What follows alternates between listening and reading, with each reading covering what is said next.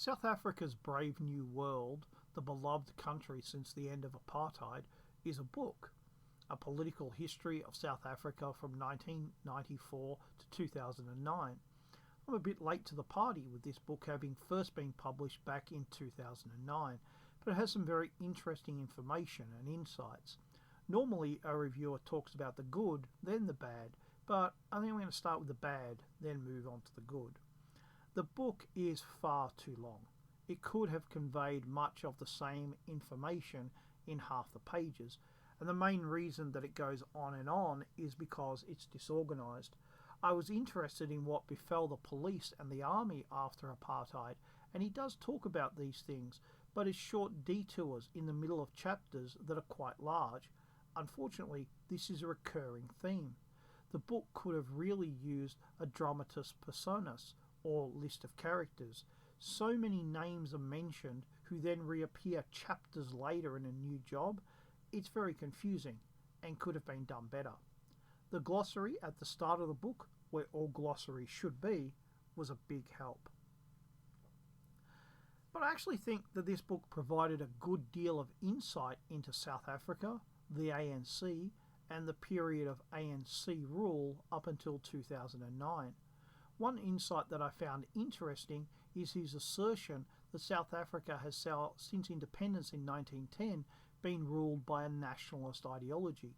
The first from 1910 to 1947 was British Empire loyalty, the idea that South Africa was British, or in South African terminology, English, which was replaced from 1947 to 1990 with an Afrikaner nationalism that replaced loyalty to the empire to loyalty to one's folk, particularly the Afrikaner folk, which in turn was replaced in 1994 with a black African nationalism, which continues.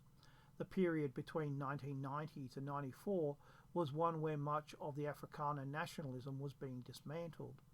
It's an interesting idea that the current government is more of a continuation than a new start. He also writes about the different factions within the ANC that made up the first government in 1994. The smallest but most prestigious were the prisoners like Mandela. The second largest were the exiles who had lived outside of South Africa. Most of these were communists who believed in the revolution and in the inevitable destruction of capitalism. The largest group, by far, but at the same time the least prestigious as well as the least influential, were the in-exiles who had remained in South Africa. It was to be the exiles who benefited the most from the end of apartheid. They were organised and, unlike the in-exiles, disciplined enough to take control of most of the senior government positions as well as those in the ANC. In effect, the in-exiles were frozen out of the victory that they had struggled for. My favourite subtitle heading in the book is Crony Capitalism for the Comrades, as it sums up in one little phrase what happened when communists realised that they could be rich. Because now that they were back in South Africa, they did realise that now was the time to make up for the personal sacrifices that they had made. It also helped that they had seized the commanding heights of the government and of the ANC, which means that much of the history since 1994 has been the efforts of the exiles to consolidate their position, not just in politics, but in money. B, black economic empowerment, was meant to be a way for blacks to get a foothold on the economic ladder. Companies would need blacks to, in effect, legitimise them, which meant that the companies wanted the most powerful and connected blacks, people like the exiles, which came to mean that in reality, B helped a few hundred families in a country of about 50 million people. The author is scathing in his criticism of B and affirmative action. I don't recall him having anything good to say about them. The ANC is not far behind in his criticism. He regards Mandela as a popular non-entity, a man who came to power when he was too old to influence events. To be fair, he did influence the peaceful transfer of power, and he did believe in the Rainbow Nation. Most of his contempt is directed towards Zuma, both as vice president and as president. He blames him for much of the mismanagement that occurred during those 15 years. And while I don't disagree with him, I do feel that the ANC and its structure is the real issue that has not been addressed and maybe never will be. What I find interesting is that he is a liberal, and the liberal promise of the end of apartheid was that non-whites would get to live the lives that whites enjoyed. It was not that a new select group would arise and take the place of apartheid, or that apartheid in a new form would be enacted.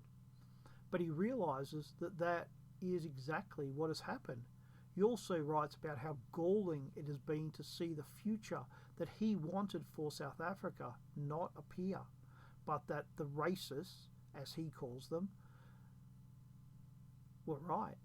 South Africa has become a richer version of the rest of Black Africa, a kleptocracy where theft is the reason that you go into government, mismanagement and race baiting. Part of the problem is that as a liberal, he keeps trying to be race blind, and it's interesting to see him struggle with what he believes and what he can see with his own eyes. Africa is not just a product of its past, but also of its present.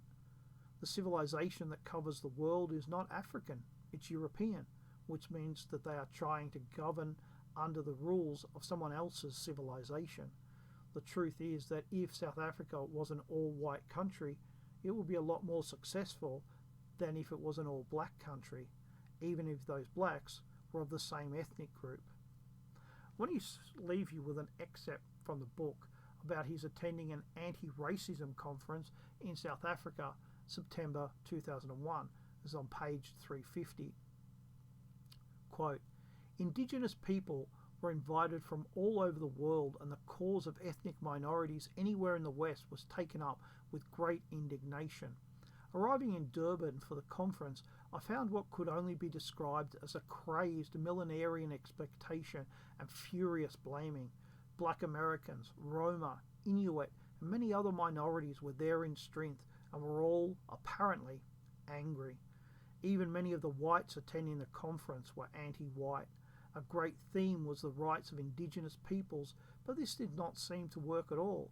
Thus whites were condemned for colonialism abroad and were also blamed for not making ex-colonial people welcome enough in their own countries. I asked many delegates whether there was anywhere that whites had rights as indigenous people themselves. There was apparently no such place."